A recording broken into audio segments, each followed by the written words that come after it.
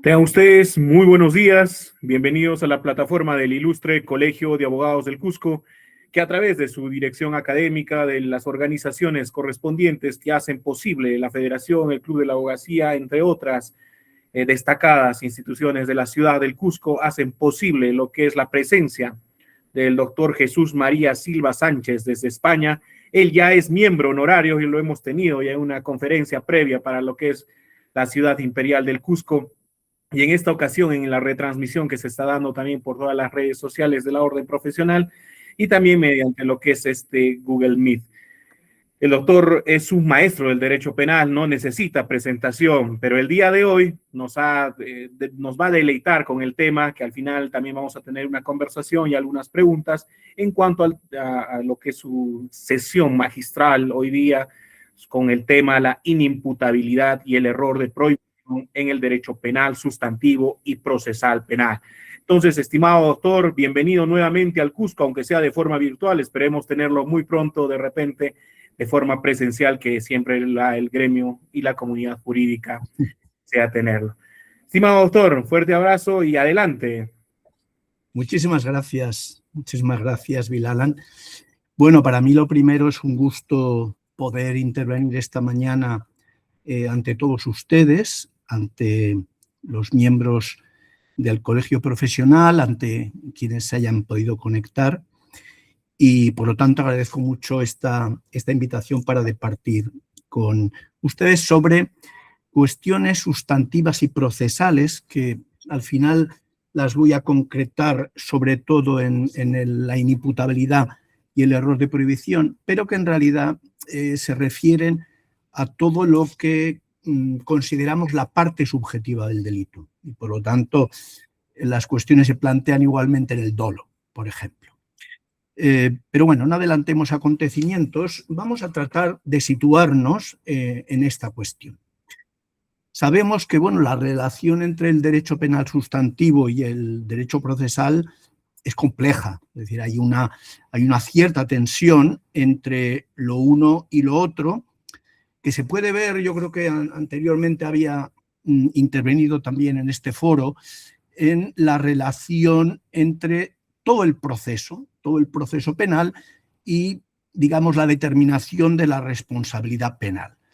En ese contexto dice, bueno, sin proceso debido no puede haber responsabilidad penal. Es decir, el proceso debido es una exigencia para que un juez, un tribunal, pueda imponer una determinada responsabilidad penal.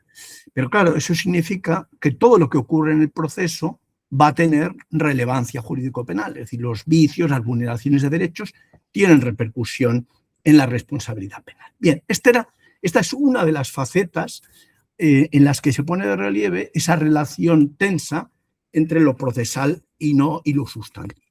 Lo que nos ocupa hoy es distinto, pero se refiere igualmente a la relación entre el derecho procesal y el derecho penal sustantivo, entre derecho procesal penal y derecho sustantivo. ¿Cuál es esta otra dimensión de la tensión existente entre lo uno y lo otro? El objetivo de esta intervención, de esta conferencia, esta charla, como lo vean ustedes, es hablar de la relación entre teoría de la prueba y teoría del delito. Sabemos que, bueno, pues para que se establezca la responsabilidad penal, primero tenemos que ver unos hechos. Sin hechos no hay responsabilidad penal porque la responsabilidad penal requiere una responsabilidad por hechos. No podemos ignorar, por lo tanto, esta dimensión. Y la prueba, en principio, sabemos que tiene que ver con hechos. Pero al mismo tiempo, parece que la atribución de responsabilidad penal no queda zanjada con la prueba de unos hechos, sino que además hace falta manejar la teoría del delito, que ya no trata de hechos, sino que trata de conceptos jurídicos. Y en la parte especial, pues también tenemos que analizar la subsunción de esos hechos en un determinado tipo del Código Penal. Y esto también es una cuestión jurídica. Es decir, por un lado tenemos cuestiones de hecho, que son las que se refieren básicamente a algo que puede ser probado y en cuya prueba hay que respetar determinadas reglas. Y otra cuestión que podemos llamar, y de hecho se llama, cuestiones de derecho, las primeras que tienen que cumplir ciertas reglas para constituir efectivamente hechos probados, y las cuestiones jurídicas que son necesarias para atribuir responsabilidad penal y que básicamente las podemos situar, por un lado, en la teoría del delito y, por otro lado, en la teoría de los tipos de la parte especial, diríamos, la teoría de la interpretación. Teoría de la prueba, teoría del delito, teoría de la interpretación de los tipos de la parte especial. Bueno, claro, aquí ya empezamos a ver que puede darse una cierta tensión. Y una cierta tensión es la que da lugar a que un sector de la doctrina, fundamentalmente es doctrina procesalista, concluya lo siguiente: todo es una cuestión de prueba. Todo es una cuestión de prueba. ¿Esto qué significa? Bueno, que efectivamente en el proceso penal, en la actividad judicial, tiene que considerarse ciertas pruebas, es decir, bueno, hay una serie de medios de prueba, testifical, documental, pericial, bueno, y esos medios de prueba se incorporan al proceso, por lo tanto, unos hechos resultantes de lo que dicen los testigos, resultantes de lo que dicen los documentos o resultantes de lo que dice el perito, están ahí. A continuación, el juez tiene que valorarlos, tiene que valorar esos resultados de las manifestaciones del testigo, del informe del perito o lo que se contiene en documento. Y esa valoración, que de nuevo, esa es una cuestión de valoración de la prueba, tiene que cumplir determinados requisitos. Básicamente, la doctrina procesal alude a ellos, y luego los tribunales aluden a ellos, diciendo que estos son reglas, de alguna manera, de la racionalidad en general, reglas, dice, por ejemplo, el Tribunal Supremo Español, dice, reglas de la lógica y de la experiencia. Es decir, reglas de la lógica, no puede haber contradicciones, y, por otro lado, reglas de la experiencia, es decir, bueno, pues, digamos, el olfato que tiene el juez, su experiencia profesional o la experiencia social en general, que le permitirán extraer de esos hechos que somete a valoración lo que conocemos como hechos probados, ¿de acuerdo? Tenemos, por lo tanto, unos resultados de la práctica de la prueba, valoramos esos resultados de la práctica de la prueba para obtener hechos probados, y esa valoración de la prueba tiene lugar mediante criterios racionales, de lógica y de la experiencia. Fíjense que estos criterios son bastante genéricos, ¿eh? No se nos dice de una forma muy concreta. Efectivamente, hay unas reglas de la experiencia social, unas reglas de la experiencia profesional del juez, y obviamente hay unas reglas de la lógica. Es verdad que hay algo más preciso que esto, y lo conocemos todos por imperativo constitucional. La valoración de la prueba tiene que respetar la presunción de inocencia.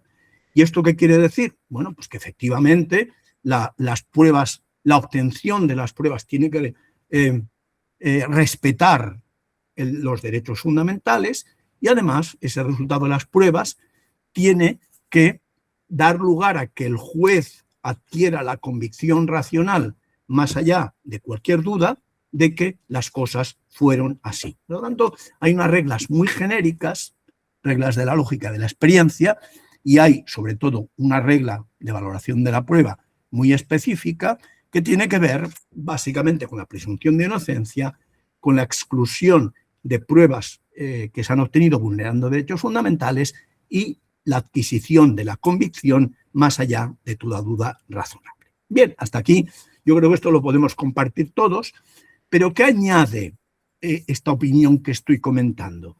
Añade que a partir de aquí a partir de estos hechos probados, más allá de todo razonable, en fin, lo único que hace falta es subsumir en la ley. Es decir, que estos resultados probatorios hay que subsumirlos en la ley y que al final, bueno, la operación de subsunción es una operación pues bastante mecánica, digamos. La premisa mayor es el texto legal, la premisa menor son los hechos probados y finalmente la conclusión, que es determinar si la conducta se puede subsumir en la ley o no. Fíjense que aquí, a mi juicio, se incurre en dos errores. Esta opinión, por lo tanto, mi opinión, incurre en dos errores. ¿Cuáles son estos errores? En primer lugar, fíjense que suprime por completo la cuestión de la dogmática de la teoría del delito. En este esquema, hechos, valoración de los hechos, hechos probados, subsunción, por un lado, elimina por completo cualquier referencia a la teoría del delito. Por lo tanto, digamos que elimina de un plumazo una construcción jurídica que es, digamos, la prestación fundamental de la doctrina penal de los últimos 200 años.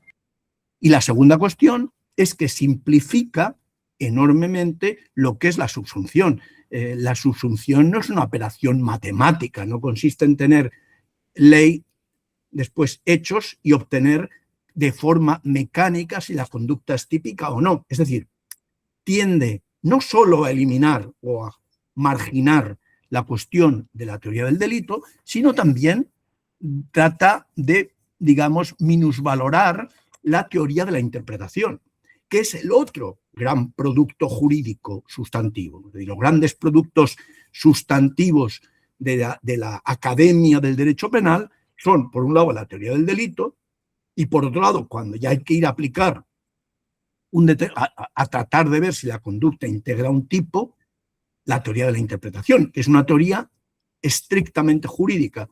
Teoría del delito, parte general, y teoría de la interpretación de los tipos, parte especial, son exactamente los productos de la academia, digamos, los dos productos fundamentales de la academia del derecho penal sustantivo. Por lo tanto, esta posición, que quizá algunos no la plantean en los términos así tan categóricos y en cierto modo como caricaturas, pero esta posición, insisto, yo la he presentado de una forma, digamos, simplista, bueno, pero es una posición, como veremos después, más compartida de lo que parece. Frente a esta posición, ¿cuál es la que me parece sostenible? Y bueno, y yo creo que mayoritariamente es compartida, aunque luego también a la hora de la verdad, digamos que no se sea siempre fiel a este planteamiento. Bueno, en lo que se refiere a los hechos, no hay nada que añadir a lo que comentaba a propósito de la otra opinión. Es decir, tenemos unos medios de prueba, de esos medios de prueba se dan unos resultados que hay que valorar y esa valoración pues tiene que reunir las características que hemos comentado antes. Hasta aquí no hay diferencia. ¿Dónde está la diferencia? La diferencia está en que aquí, en este planteamiento, el que ahora comento y con el que me encuentro, estoy de acuerdo, es que pone de relieve la importancia de los juicios jurídicos, es decir, juicios de hecho y juicios de derecho. Por lo tanto, no reduce lo jurídico a una operación matemática entre la ley y los hechos, que prácticamente pues, no tendría ninguna relevancia, porque es pura matemática, no habría nada que teorizar. El planteamiento que comparto a partir de los juicios de hecho hace mucho hincapié en los juicios de derecho. ¿Y cuáles son los juicios de derecho?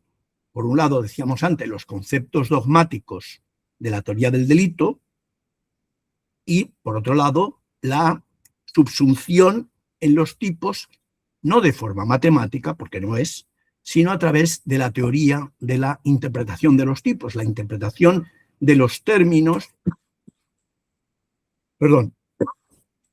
la interpretación de los términos legales. ¿Qué es lo importante? Lo importante es que mientras que los juicios de hecho se formulan a partir de unas reglas generales de valoración de la prueba, como antes comentábamos, aquí, en los juicios de derecho, de lo que se trata es de argumentar jurídicamente. Tenemos que argumentar jurídicamente y, por lo tanto, hace falta pronunciarse argumentativamente sobre el concepto jurídico aplicable y sobre el por qué los hechos, los que sean, se pueden subsumir en el tipo correspondiente. Quiero decir, para determinar si unos hechos son autoría, si unos hechos realizados por un autor son hechos de autoría, es necesario argumentar. No hay otra forma que argumentar, porque la otra parte nos dirá, no, yo creo que estos hechos son hechos constitutivos de participación, o a la inversa. Entonces, aquí hay que argumentar jurídicamente. No se puede reducir a unos hechos que ya están ahí. Una vez que tenemos unos hechos perfectísimamente probados, tenemos que argumentar por qué esos hechos son hechos de autoría o son hechos de participación. Requiere una argumentación jurídica específica. Y lo mismo cuando se trata de argumentar la subsunción en un determinado tipo delictivo. Pues unos dirán, no, esto no es constitutivo del engaño típico de la estafa. Y otros pueden decir, sí. Bueno, ¿cómo hacemos esto? Pues para resolver esta cuestión tenemos que construir o tenemos que argumentar a partir de una teoría del engaño típico.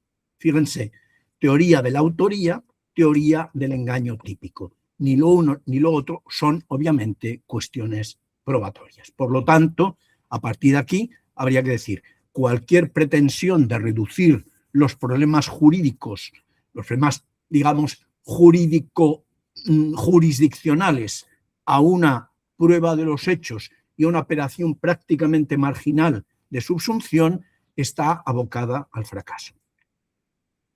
¿Cuál es la cuestión o cuál ha sido la cuestión? Que esta posición simplista se ha difundido sobre todo en países en los que se ha introducido la institución del jurado. En los países en los que se ha introducido esta institución, existe una tendencia a decir, bueno, la cuestión jurídica apenas tiene relevancia y lo que sí es decisivo es la valoración de la prueba, es decir, que el jurado esté convencido de que los hechos han sido así.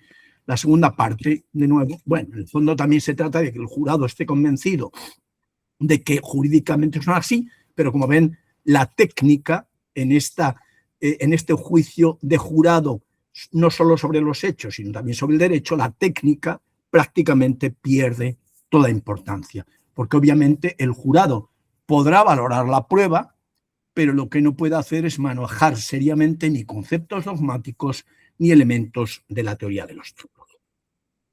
Yo creo que los ejemplos sobre estas cuestiones son bastante obvios. Podemos probar la causalidad, porque la causalidad es un concepto fáctico, por lo menos yo creo que la correcta es entender que la causalidad es un tema fáctico, que se puede probar, pero lo que no podemos hacer es probar la imputación objetiva. La imputación objetiva, como constructo jurídico, no puede ser probado. Hay que argumentar la concurrencia en el caso de los elementos de una determinada institución, de la teoría de la imputación objetiva, o la no concurrencia de estos. Por lo tanto, aquí se ve muy bien dónde se inicia la prueba, probar la causalidad, obviamente, como os he dicho antes, pues valorando los hechos de una manera racional y con respeto a la presunción de inocencia, y otra cosa es el manejo de la teoría de la imputación objetiva. Igualmente, una cosa es la prueba de los hechos que ha realizado un determinado sujeto y otra cosa es la determinación, antes lo decíamos, de si estos hechos son constitutivos de autoría o de participación. Ahí no hay prueba que valga, hay que argumentar y para eso hay que tener una teoría de la autoría y, desde luego, no todas las teorías de la autoría concuerdan, por lo tanto hay que asumir una determinada teoría de la autoría y una determinada teoría de la participación. En determinados casos, una posición doctrinal dirá esto es una coautoría y otra posición doctrinal dirá esto es una cooperación, una complicidad. Fíjense, con los mismos hechos probados, evidentemente, aceptando los hechos probados plenamente, es decir, sin discutirlos, podemos estar debatiendo, y ese es un debate jurídico argumentativo, sobre si esos hechos que reconocemos como tales son una coautoría o son una autoría y una participación. Por poner un último ejemplo en este sentido, la tentativa. Bueno, podemos aceptar unos determinados hechos no controvertidos y a la hora de efectuar un juicio jurídico tener un amplio debate sobre si esos hechos perfectamente probados son, es decir, probamos que el sujeto tenía una pistola, que el sujeto se estaba acercando a una casa poblada, y la pregunta es, ¿esto es una tentativa de robo, una tentativa de homicidio o esto todavía es un acto preparatorio? Bueno, pues aquí también se puede discutir. ¿Qué quiero decir con esto? Que un debate es el debate fáctico, que se enmarca en reglas de valoración de la prueba y en el respeto a los derechos fundamentales, y otra cosa son los debates jurídicos.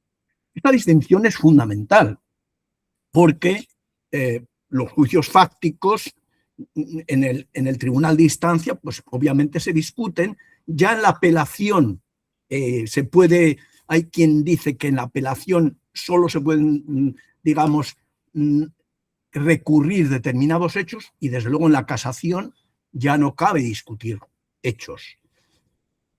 Conceptos jurídicos, yo creo que se pueden discutir en todos los niveles de la pirámide jurisdiccional. O sea, los juicios de hecho y los juicios de derecho tienen una vida jurisdiccional muy distinta y por lo tanto es muy importante decidir si un problema es de hecho o ese problema es un problema de derecho.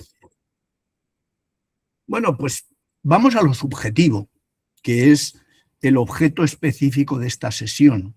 ¿Qué ocurre con lo subjetivo del delito? ¿Qué ocurre con el dolo? ¿Qué ocurre con la inimputabilidad?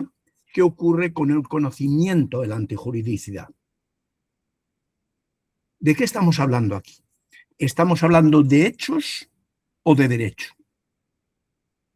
Y la pregunta tiene sentido porque una posición nos va a decir que el dolo es un hecho mental, que la imputabilidad o inimputabilidad tiene que ver con un estado psicopatológico y que el conocimiento de la antijuridicidad también es un estado mental. Fijémonos, porque si se dice que el dolo es un estado mental, es decir, que está aquí dentro, si se dice que la imputabilidad o inimputabilidad es un hecho, es decir, que también está aquí dentro, y que el conocimiento de la antijuridicidad es un hecho, de nuevo está aquí dentro, la única cuestión es probatoria. Aquí ya no hay problema sustantivo. ¿Por qué no hay problema sustantivo? Porque quienes dicen que el dolo es un hecho mental, que la inimputabilidad es un hecho mental y que el conocimiento de la antijuridicidad es un hecho mental, ¿qué han hecho? Reducir los problemas jurídicos de la parte subjetiva del delito, reducir estos problemas del dolo, de la inimputabilidad y del conocimiento de la antijuridicidad a puros problemas de prueba. Esto es lo que hacen, a mi juicio, los conceptos descriptivos. Hay en toda esta parte subjetiva del hecho delictivo, es decir, quiero decir, tanto en el dolo como en la inimputabilidad o imputabilidad, como en el conocimiento de la antijuridicidad, se manejan por un sector de la doctrina conceptos descriptivos. ¿Qué es un concepto descriptivo? Un concepto descriptivo es un concepto que dice, yo estoy describiendo una realidad. ¿De acuerdo? Yo estoy describiendo una realidad. El concepto descriptivo de dolo dice, este concepto está describiendo un determinado estado mental. El concepto descriptivo de la inimputabilidad dice, yo estoy describiendo un estado mental, a saber, una psicopatología. Y lo mismo el concepto descriptivo de conocimiento de la antijuricidad. Yo estoy describiendo un estado mental que, en este caso, tiene que ver con un conocimiento determinado de lo antijurídico del hecho, un conocimiento de las leyes o de la antijuricidad, como es correcto decirlo. Claro, fíjense que si las cosas son así, es decir, tenemos un concepto descriptivo, entonces podemos decir claramente, y la expresión la utilizamos todos, cuidado, podemos decir la prueba del dolo, y entonces hay que, una vez que hemos dicho la prueba del dolo, que es lo propio de un concepto descriptivo, es decir, si el dolo es un estado mental, tiene sentido decir, ese estado mental hay que probarlo. Ahora bien, ¿realmente tiene sentido decir que es el dolo lo que se somete a prueba? También decimos la prueba de la inimputabilidad. O también decimos la prueba del error de prohibición o el conocimiento de la antijuricidad. Es decir, estamos hablando de probar conceptos jurídicos. Si es que aceptamos que los conceptos de dolo, de inimputabilidad y de error de prohibición o conocimiento de la antijuricidad inversa son conceptos jurídicos. Estamos hablando de la prueba de conceptos jurídicos. Y uno podría decir, es un poco raro esto, porque se prueban hechos, no conceptos. ¿Dónde está el tema? Como les decía, es que estos conceptos descriptivos reducen lo jurídico a lo fáctico. Es decir, estos conceptos dicen, bueno, como esto es así, esto es lo subjetivo, esto está ahí dentro, esto jurídico yo lo reconduzco a esa realidad y esa realidad obviamente se prueba, porque es que no hay otra solución. Fíjense, por lo tanto, que estamos hablando de la prueba de conceptos jurídicos, porque los conceptos jurídicos a su vez son descriptivos. ¿Qué consecuencia práctica tiene esto? Que la única misión del juez es valorar los medios de prueba conforme a las reglas procesales que hemos dicho antes, sin añadir consideración jurídica alguna. Simplemente tiene que valorar los medios de prueba para concluir esto es dolo y jurídicamente no tengo que añadir nada, o esto es inimputabilidad, o esto es conocimiento de la antijuricidad. Es decir, la misión del juez se reduce a la valoración de la prueba y, insisto, jurídicamente no tiene que hacer nada más, y esa valoración de la prueba, decíamos antes, tampoco tiene unas reglas específicas, son reglas muy genéricas, más allá de la presunción de inocencia, que es la más relevante. Bueno, pues tiene que ver con una cierta racionalidad, pero sin unas reglas específicas en esta materia.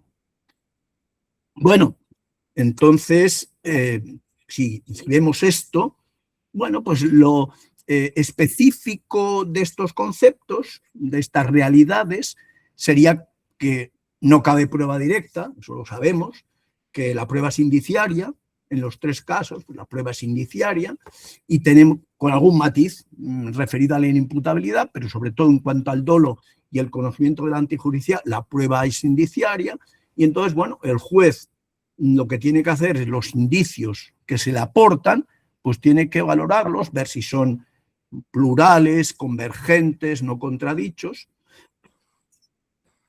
y a partir de ahí, bueno, llegar a la conclusión de la existencia o no existencia de dolo o de conocimiento de la antijuridicidad.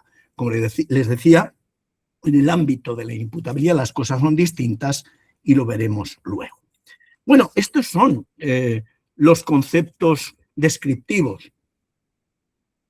Mi posición es que las cuestiones subjetivas del delito no se pueden abordar mediante conceptos descriptivos, sino que hay que abordarlos con conceptos que llamamos normativos o adscriptivos. Es decir, en ellos es absolutamente fundamental efectuar un juicio jurídico que no consiste en valorar la prueba, sino en argumentar por qué algo es dolo y no imprudencia.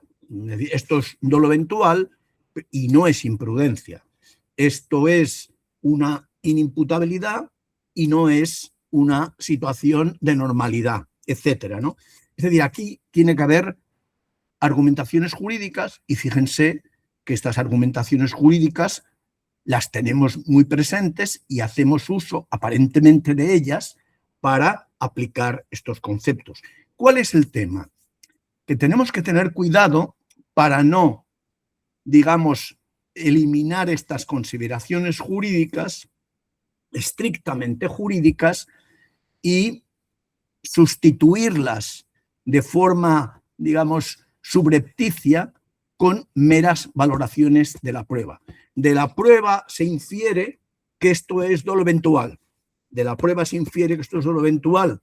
No. De la prueba no se infiere que esto sea dolo eventual. De la prueba se infiere una determinada situación fáctica sobre la cual hay que proyectar distintas teorías del dolo eventual. No todas las teorías del dolo eventual convergen. Es más, hay 1000 teorías del dolo eventual. Por lo tanto, alguna hay que asumir y argumentarla contra otras teorías del dolo eventual para defender la propia posición. Por lo tanto, no se puede decir de la prueba resulta que aquí hay una situación de inimputabilidad, porque no es cierto, insisto, con el matiz que luego voy a hacer a propósito de la inimputabilidad. Tampoco se puede decir de la prueba se infiere que aquí se da conocimiento de la antijudicia o error de prohibición en el otro extremo. No se puede decir porque efectivamente la teoría del error de prohibición es una teoría compleja donde de nuevo hay posiciones distintas. Posiciones distintas por razones jurídicas, no fácticas. En definitiva, ¿qué es lo que quiero decir? Que a diferencia de lo que plantean los conceptos descriptivos, que es una especie de omnipotencia de lo fáctico, lo cierto es que una vez que hemos terminado con los hechos, empieza el debate jurídico. No se puede sustituir el debate jurídico por una especie de inferencia de los hechos, y este debate jurídico es un debate que se produce argumentando por una teoría o por la otra. Es un debate dogmático, es un debate que no tiene que ver con la prueba, y hay un elemento que nos permite decirlo con claridad. Mientras que en la valoración de la prueba rige la presunción de inocencia, en el debate jurídico no rige la presunción de inocencia. Quiero decir, no se trata de aplicar la teoría que más favorece, mientras que en los hechos hay que respetar el principio de la duda y, por lo tanto, acoger la variante fáctica que más, digámoslo así, favorece al reo. Mientras eso es así, en el debate jurídico no existe el principio indubio pro reo, no existe la teoría de la presunción de inocencia. Se puede acoger la doctrina, la teoría sobre el concepto que se trate, que es más gravosa para nuestro delincuente en el caso concreto. No hay ninguna razón para desplazar esa teoría más gravosa, es decir, la que amplía, la que amplía el ámbito de la coautoría, decíamos antes, ¿no? Pues es preferible una teoría restrictiva de la coautoría y, por lo tanto, todas las teorías ampliatorias de la coautoría deben rechazarse porque no benefician al delincuente. Ese argumento sería absurdo. Sería absurdo. En la prueba es claramente asumible, es casi evidente en la tradición constitucional acerca de la prueba, y ya vemos que en la dogmática argumentar, no, mi teoría es mejor porque beneficia al delincuente, diríamos, qué mal argumento me estás dando. Y lo mismo en la interpretación.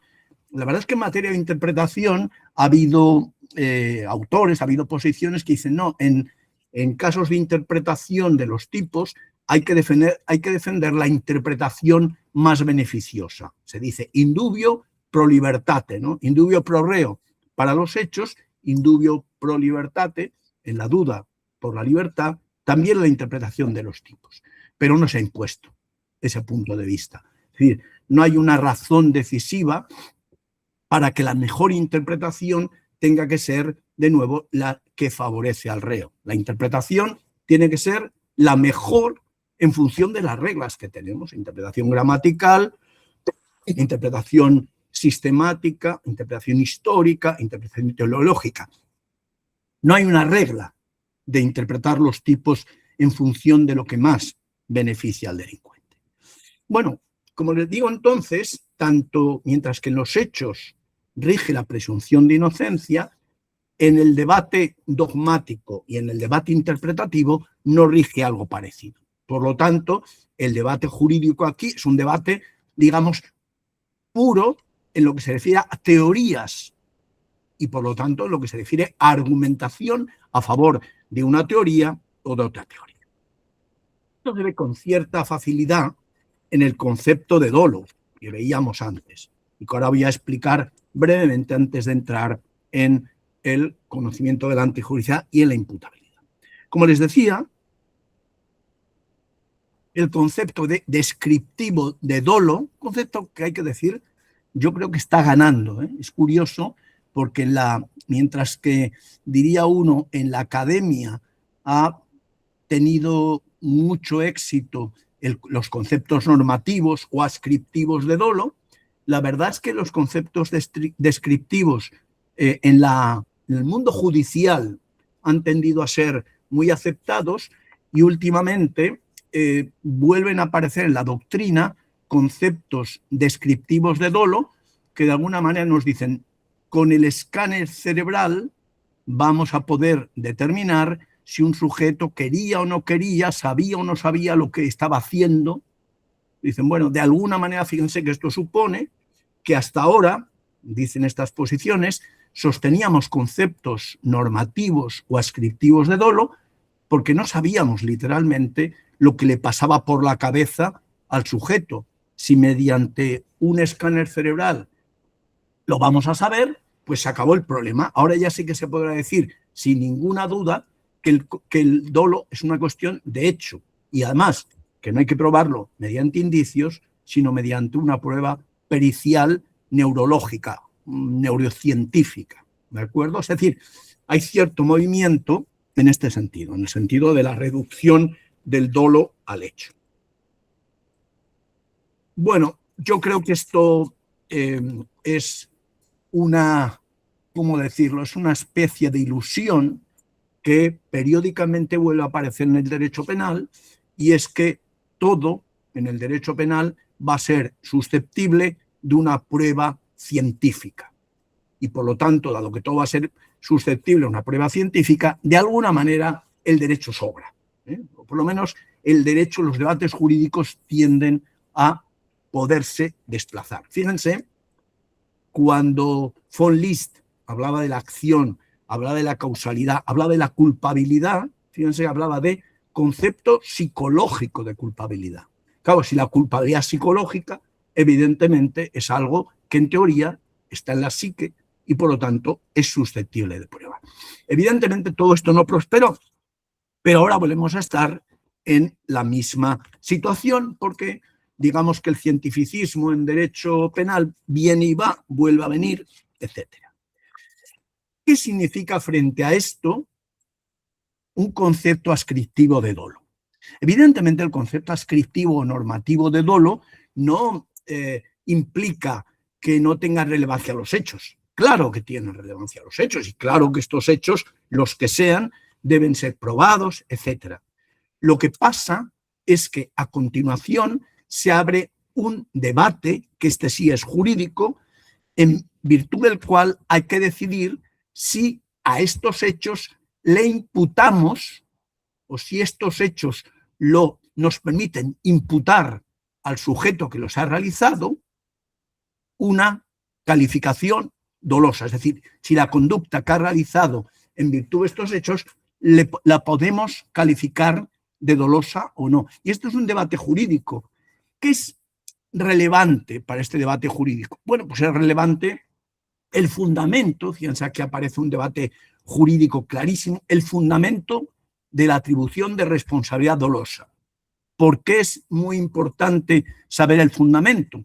Porque las reglas de imputación de unos hechos de dolo a unos hechos determinados, pues tienen que ver con cuál es el fundamento de la responsabilidad por dolo, cuál es la praxis social de atribución de responsabilidad por dolo, en definitiva, argumentos jurídicos que nos van a permitir fundamentalmente delimitar, esto es lo más delicado, delimitar dolo eventual e imprudencia. Por lo tanto, una cuestión jurídica que es imposible de reducir a una cuestión fáctica. Fíjense cómo vamos a probar la imprudencia o el dolo. Desde luego, en el dolo ya hemos dicho que no, pero la imprudencia, ¿cómo se prueba? Es imposible. La imprudencia no se puede probar. ¿Por qué? Porque la imprudencia en lo que consiste es en la infracción de un deber de cuidado. Una infracción no se prueba. Una infracción se argumenta si existe o no existe. Bien, dicho esto sobre el dolo, vamos a entrar con un poquito más de detalle en la imputabilidad, la inimputabilidad, decirlo así. Aquí es interesante ver cómo los códigos penales, todos los códigos penales, nos dan una pista. Nos dan una pista sobre que hay dos niveles, yo diré tres, pero bueno, los códigos penales parece que nos dicen que hay dos niveles. Hay un nivel estrictamente empírico y eso es un juicio de hecho, ¿de acuerdo? ¿Cuál es el nivel empírico? Normalmente los códigos penales dicen el que, como consecuencia de una anomalía, una alteración, etcétera. Bueno, pues esta parte, la anomalía, la alteración, en fin, cada código lo describe a su manera, a la manera correspondiente, aunque todos coinciden en la idea. El que por razón de su anomalía, alteración, tal. Fíjense, esto es claramente una cuestión de hecho. Es una cuestión de hecho que recae sobre la actividad de un perito.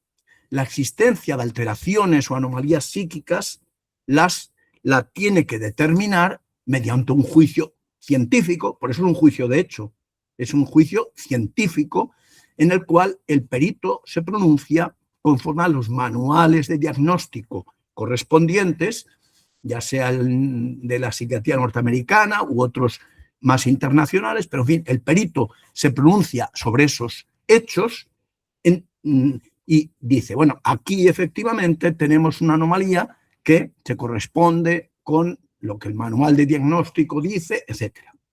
Pero fíjense que los códigos no se limitan a hablar de una cuestión meramente descriptiva, que, insisto, sería claramente competencia de un perito. Evidentemente, por mucho que sea competencia de un perito, luego va a tener que valorar el juez si le convence más el perito de la defensa o el perito de la acusación. ¿De acuerdo? O sea que, por lo tanto, esto no quiere decir que este hecho, que viene dado a través o mediado por el informe pericial, luego el juez no lo tenga que valorar. Ya sabemos que en los juicios de hecho, por un lado están los medios de prueba y por otro lado está la valoración de la prueba. Y la valoración de la prueba tiene que ver, en los casos de los testigos o de los peritos, con una cuestión de credibilidad, con una cuestión de experiencia, en fin. Pero decíamos, en los códigos penales no se da solo esta cuestión en relación a la inimputabilidad. Dice, el que como consecuencia de padecer, en fin, se vea privado de la comprensión de la realidad normativa o bien carezca de la posibilidad de actuar conforme a esa comprensión. Fíjense que esto ya es otra cosa distinta. Es decir, mientras que el otro era una cuestión puramente fáctica, aquí ya se da una cuestión distinta. ¿Por qué? Porque fíjense que lo que hace falta es tratar de determinar si el sujeto, como consecuencia de esa anomalía, tiene alterada su comprensión de la realidad o carece de la posibilidad de actuar conforme a esa comprensión. Uno diría, bueno, pero es que eso también lo puede decidir un perito. Y es verdad que los peritos lo hacen con frecuencia, aunque en mi opinión eso es excederse en su papel o por lo menos no se corresponde con lo que ellos pretenden hacer. Me explico. Normalmente el dictamen pericial, por un lado, tiene que ver con el diagnóstico. Esa cuestión es un informe científico, no hay nada que decir. En su caso, el juez lo valorará, pero esa valoración básicamente tendrá que ver con una cuestión de credibilidad de un perito o del otro. Por lo tanto, digamos que la valoración de la cuestión científica excede, obviamente, a las capacidades del juez. Es verdad que los peritos, decía, además de este juicio estrictamente científico, también tienden a pronunciarse sobre esta segunda cuestión, si tiene la comprensión de la realidad o si tiene alterada esta comprensión, si tiene alterada la capacidad de actuar conforme a esa comprensión o no. Pero fíjense que esta segunda parte, sobre la que el perito puede pronunciarse, y de hecho se pronuncia, ya no tiene la misma naturaleza que el otro. Lo otro es un enunciado estrictamente científico. Esta otra cuestión, la de la comprensión o la capacidad de actuar conforme a esa comprensión, es lo que en el informe de los peritos se denomina informe médico-legal. Fíjense que aquí se observa ya un puente. Es decir, mientras que la otra parte es un informe pericial en sentido estricto, psiquiátrico, por lo tanto médico, esta segunda parte ya ellos mismos le llaman médico-legal. Muy bien, pues un informe médico-legal ya no es solo un informe médico. Por lo tanto, ahí ya se está discutiendo, se está presentando por el perito una cuestión que es a medias de hecho y a medias de derecho. ¿Esto qué significa? Significa que, en cierto modo, el perito está avanzando hacia una cuestión que es de competencia judicial. Por tanto, es un lugar en el que puede haber una fricción entre el perito y el juez. Y en tal fricción, el juez puede decir, mire, yo no puedo cuestionar su diagnóstico, pero sí puedo cuestionar si aquí se da exactamente una comprensión o no de la realidad jurídica, fáctica y jurídica, y si se da una capacidad de actuar conforme a esa realidad fáctica y jurídica del sujeto. Fíjense, aquí ya la cuestión no es fáctica, sino que empieza a ser fáctico-jurídica. ¿Esto qué significa?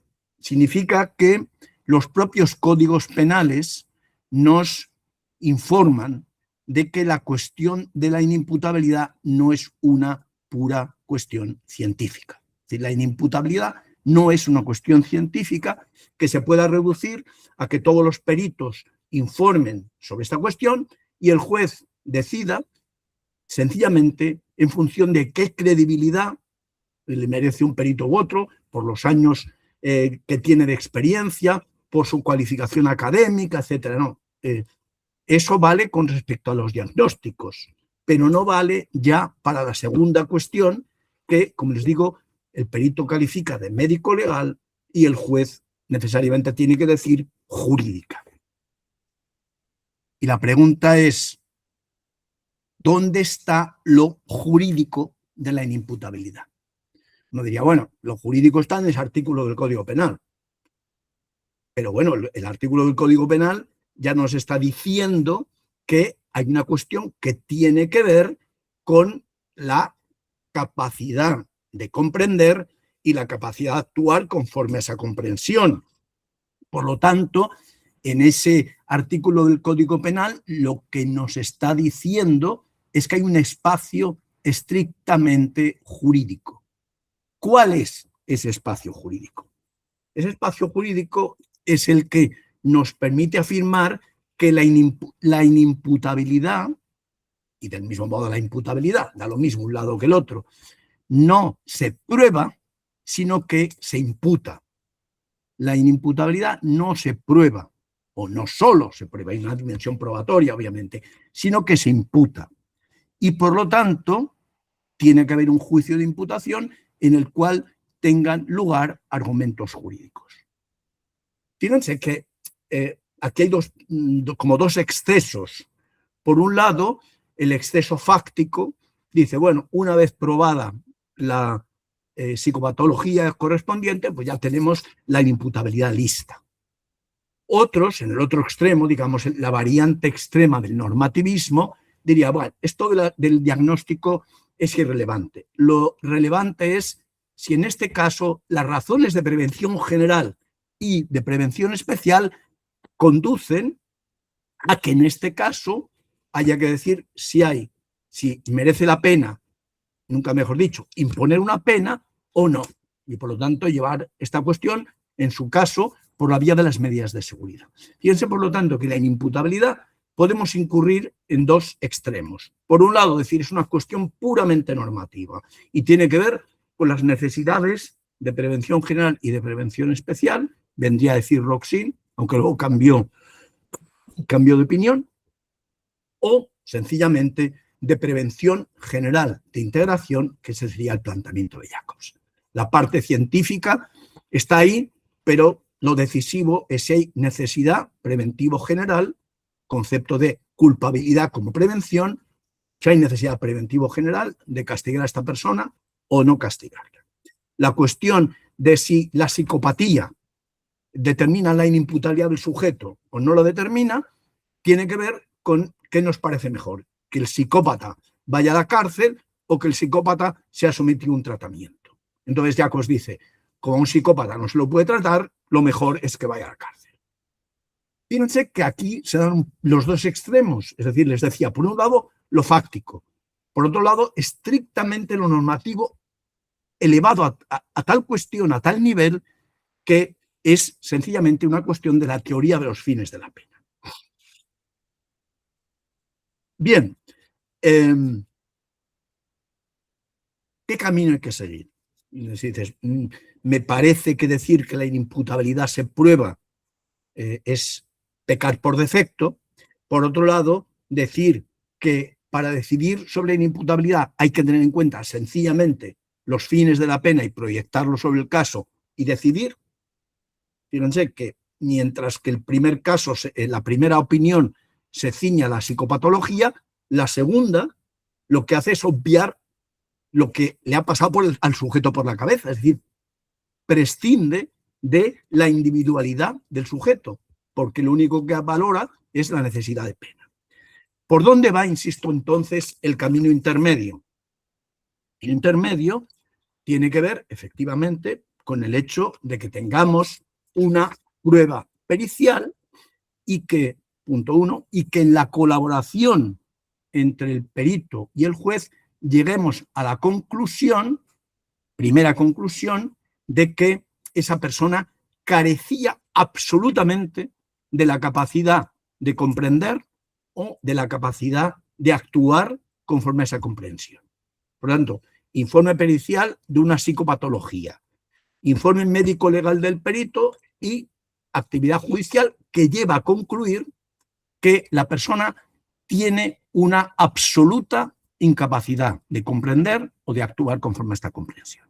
Si este es el caso, si se llega a este caso, mi opinión es que aquí no hay que añadir ningún argumento jurídico. Si en este análisis llegamos estrictamente a la conclusión de la incapacidad absoluta, vuelvo a decir, incapacidad absoluta, entonces el derecho no puede, en virtud de un argumento jurídico, convertir a quien es incapaz de comprender o de actuar conforme a esa comprensión en responsable. El derecho no puede tanto, ¿de acuerdo? Es decir, el derecho no puede alterar la realidad. ¿Qué es lo que ocurre? Lo que ocurre es que decir radicalmente que un sujeto es absolutamente incapaz de comprender o de actuar conforme a esa comprensión, ciertamente se va a dar en casos, probablemente incluso en no pocos casos. Pero habrá muchos casos en los que la conclusión va a ser absoluto, pero no estoy seguro. Pero lo que sí sé es que la capacidad de comprender y de actuar estaba de una forma intensísima alterada. Es decir, no había una incapacidad absoluta, pero sí la capacidad estaba radicalmente limitada. ¿Qué hacemos en estos casos? Yo creo que es en estos casos de extremada, o extrema, mejor dicho, extrema dificultad de comprender la realidad o de actuar conforme a esa comprensión, donde el derecho tiene mucho que decir, es decir, donde la cuestión estrictamente jurídica se puede plantear y donde, de alguna manera, el planteamiento de los hipernormativistas puede encontrar un relativo campo de aplicación. Me explico. Si el sujeto no es absolutamente incapaz, sino sencillamente en esa situación tenía una elevadísima dificultad de comprender o poder actuar con esa comprensión, la pregunta es una pregunta de exigibilidad. Algunos autores habían dicho, lo habían formulado así: inimputabilidad es inexigibilidad. Ya saben que el término exigibilidad o inexigibilidad es un término que aparece por todas partes en derecho penal. ¿Le era exigible al autor? ¿No le era exigible? Yo creo que afirmar que inimputabilidad es inexigibilidad es erróneo. Como decía antes, es erróneo convertir la inimputabilidad en una cuestión de lo que le es exigible al sujeto en función de las teorías de la pena. Si hay necesidad de prevención general o de prevención especial.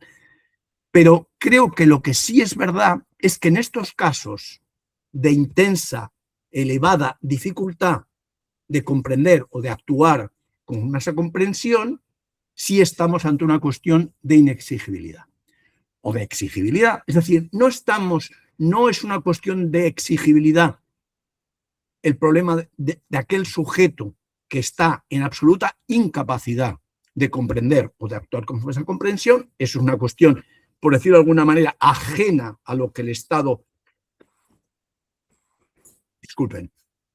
ajena a lo que el Estado puede exigir. A un incapaz absoluto no se le puede exigir nada. Y sin embargo, en los casos de intensa dificultad, uno podría decir, pues yo creo que en estos casos hay que castigar, habrá que imponer una pena atenuada, sí, por supuesto, pero hay que castigar. ¿Seguro? Yo creo que en estos casos de intensa dificultad cabe sostener también la exclusión de la imputabilidad, es decir, dificultad de comprender, dificultad de actuar.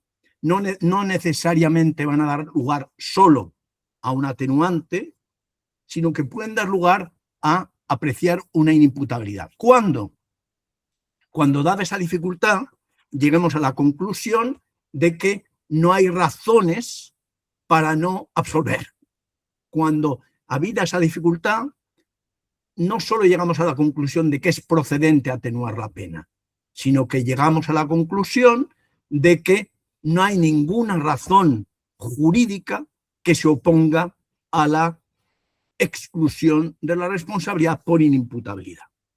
¿Puede haber razones jurídicas que se opongan a esta exención y que obliguen a quedarse en la atenuación? Puede haberlas. Puede haberlas. De hecho, cuando os decía, los normativistas pues la plantean. Puede ser, por ejemplo, pues eso, que haya necesidad de imponer la pena por razones preventivas.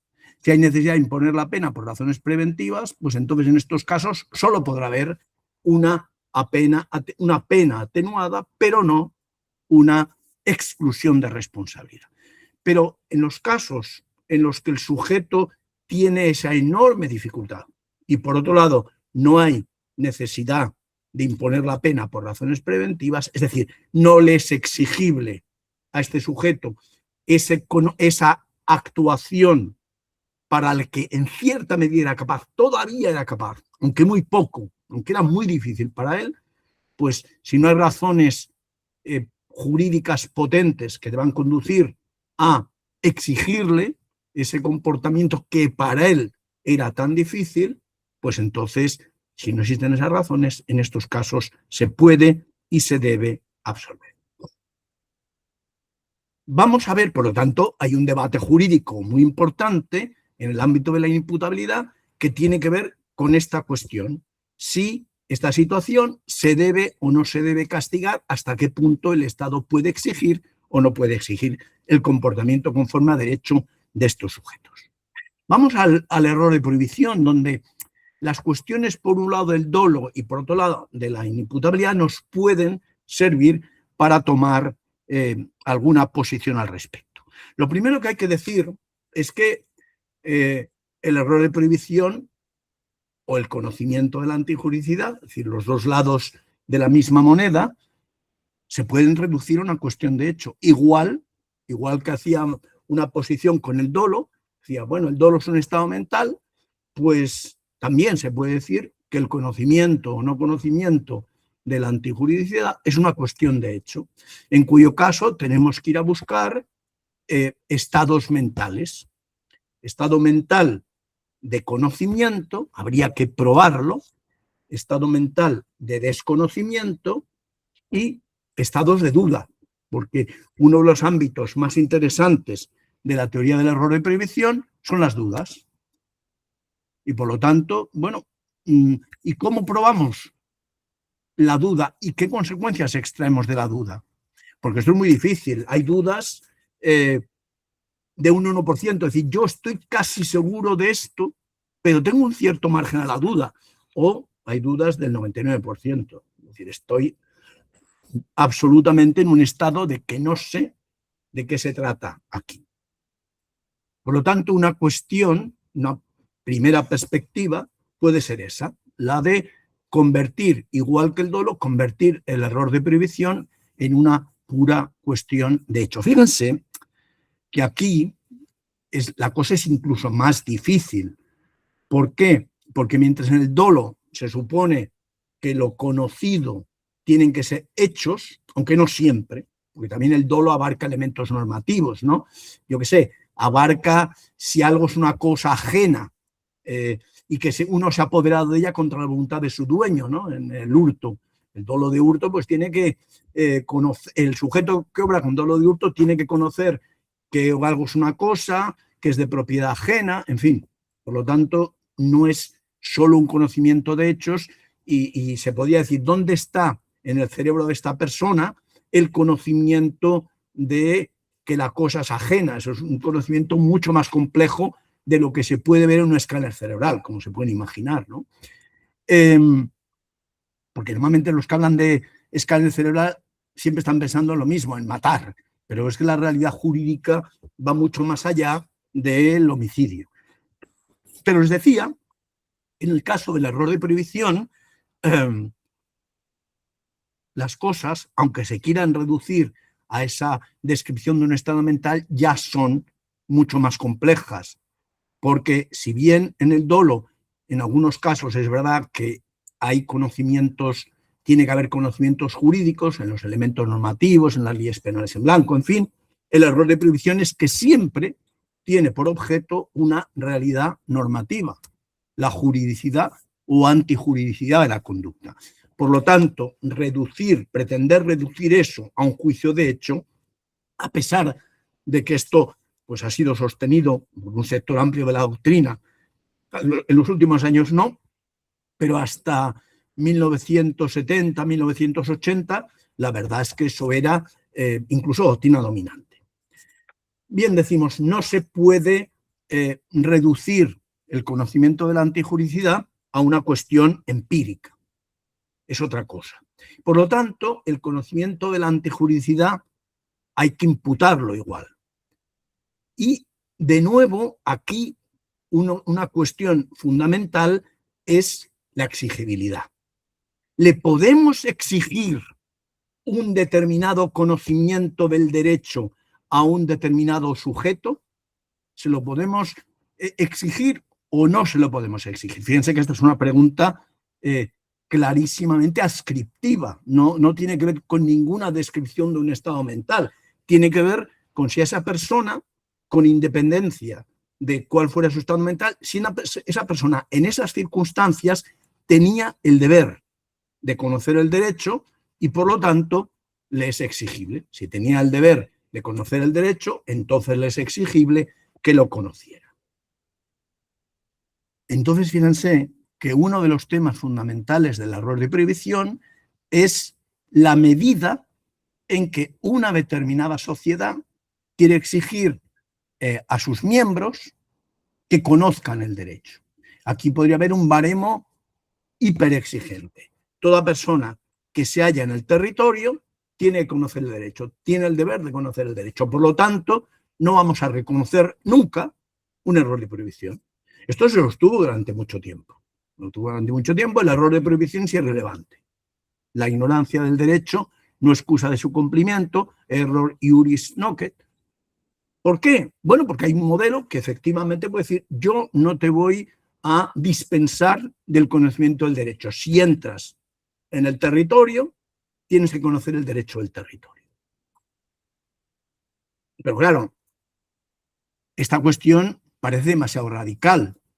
Uno dirá, hombre, esto primero es irreal, porque evidentemente un deber que es de imposible cumplimiento, fíjense que aquí vuelve a aparecer el tema de la inimputabilidad, un deber que es de imposible cumplimiento, pues no puede ser, porque nadie está obligado a lo imposible. Por lo tanto, ya nos encontramos con que en los casos que es absolutamente imposible conocer el derecho de un territorio, pues desde luego no se puede entender que es exigible el deber de conocer. Hay casos en los que sea absolutamente imposible conocer el derecho a un territorio. Bueno, piensen en un sujeto inmigrante que tiene una lengua distinta de la del territorio que lo acoge. Esto es bastante frecuente en Europa. Un inmigrante que no conoce la lengua del país correspondiente, que además proviene de una cultura radicalmente distinta de la que se da en ese país, etc. ¿Podemos decir que le es absolutamente imposible conocer el derecho vigente? Pues la verdad es que sí, en muchos casos, dada, sobre todo en determinados delitos que tengan una cierta... Hombre, matar, supongo que el inmigrante, aunque tenga una lengua distinta, pero venga de una cultura distinta, pues conocerá la prohibición de matar. Pero hay otras cuestiones, en otros delitos, en los que concluiremos que es absolutamente imposible exigirle el conocimiento de esa norma porque es imposible para él. Entonces aquí, de nuevo, nos encontramos prácticamente reproducido el razonamiento de la inimputabilidad. Lo que ocurre es que en muchísimos casos no vamos a concluir la absoluta imposibilidad, sino que lo que vamos a concluir es le era muy difícil. Imposible, imposible, no, pero le era dificilísimo conocer la norma de la que se trate. Y entonces fíjense que volvemos a entender lo mismo. Dado que no le era absolutamente imposible, en cuyo caso pues no hay más remedio que absolver por error de prohibición, sino que le era difícil conocer, que en el fondo fíjense que esto ya empieza a ser un error vencible, porque la imposibilidad es la invencibilidad absoluta del error. Pero tan pronto como empezamos a hablar de gran dificultad, la cosa cambia. Podemos decir, bueno, pues en estos casos de elevada dificultad, te exigimos. Por lo tanto, va a ser un error vencible y te vamos a imponer la pena correspondiente. Vamos a entender que a pesar de ser muy difícil para ti, era posible y por lo tanto vencible. Por lo tanto, te vamos a imponer la pena correspondiente. O bien podemos adoptar otra posición, que es decir, evidentemente no te era imposible conocer, pero como te era tan difícil conocer, no te lo vamos a exigir. Con lo cual, aunque hipotéticamente podías conocer, te vamos a apreciar un error de prohibición invencible. No por imposibilidad de conocer, sino por que esa elevadísima dificultad entendemos que debe conducir a una exclusión de la responsabilidad, a un error de previsión invencible, no por imposibilidad, sino por elevadísima dificultad. Claro, ¿dónde va a estar el debate entre quien diga, en los casos de elevadísima dificultad se hará un error vencible pese a todo y por lo tanto pena, y quien dice no, en estos casos de elevadísima dificultad lo que hay que hacer es absolver, es decir, considerar que este error es invencible no por imposibilidad, sino por elevadísima dificultad, está uno de los debates de la teoría del error de prohibición. Fíjense lo que decíamos antes, un Estado más exigente, es decir, que exija más, dirá, todo lo que no es imposible en esta materia va a ser un error vencible y por lo tanto yo lo castigo. Con pena atenuada, pero lo castigo. Un Estado menos exigente dirá, realmente en estos casos de tan elevada dificultad, yo no me veo con fuerzas, valga la metáfora, de castigar y entiendo que en estos casos lo que procede es eximir. Claro, ¿cómo argumentar en uno y en otro ámbito que es preferible en los casos de extrema dificultad condenar o en los casos de extrema dificultad absolver? Bueno, este es un debate jurídico sobre una cuestión, como decía, central del error de prohibición, pero como ven, esto es independiente, absolutamente independiente de lo que nos diga la prueba sobre un hipotético conocimiento del sujeto. Este es un debate estrictamente de exigibilidad y cuanto más nos aproximemos a las circunstancias individuales del sujeto, probablemente tendremos elementos para decidir si él es exigible o no. Pero muy importante es que decidamos qué es lo razonable en un caso así. Si adoptar, como digo, un modelo de Estado absolutamente rígido o un modelo de Estado menos rígido, más abierto a estas situaciones en las que se pueden encontrar determinados grupos de personas, como digo, pues una lengua distinta, una cultura distinta, un ordenamiento jurídico, por lo menos en la descripción del delito correspondiente, más oscuro, etcétera. Con esto concluyo. ¿Qué es lo que he querido poner de manifiesto?